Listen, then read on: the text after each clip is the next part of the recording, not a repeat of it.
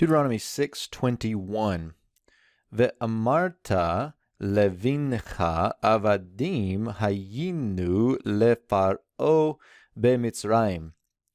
Vayotzienu Adonai mi Mitzrayim beyad chazakah. So we get here, and then you shall say. And so if we remember back to the previous line, when your sons ask you in future times, saying, here's the question, what are these testimonies and statutes? Then you shall say to your son or your children, and this is what you're going to say to them.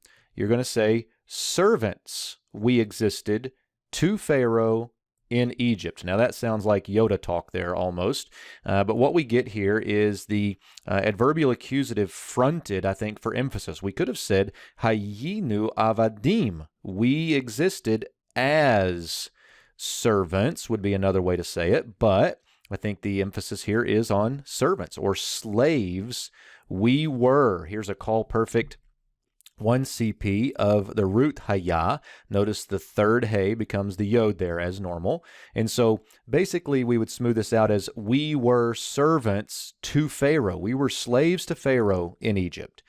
But keep in mind that slaves gets fronted here for emphasis.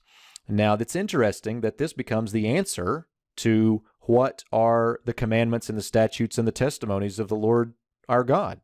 And the answer is, we were slaves in Egypt. But it didn't stop there.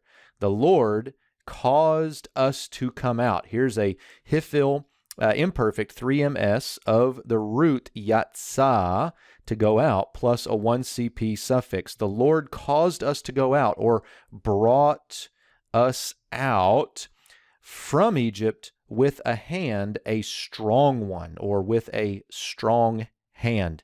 Now, go back to this idea of this being the answer to the question. If we go back to verse 20, notice the children ask, what are, verbless clause, what are the testimonies and the statutes and the judgments which the Lord commanded you? And the answer to that is not a litany of check boxes and to-do lists. The answers to that is redemption.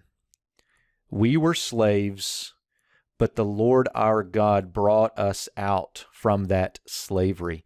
And the answer to obedience, the answer to this litany of things that God asks of his people, is to rest in his redemption, particularly in Christ, and to love the Lord your God with all your heart so that obedience becomes desirable.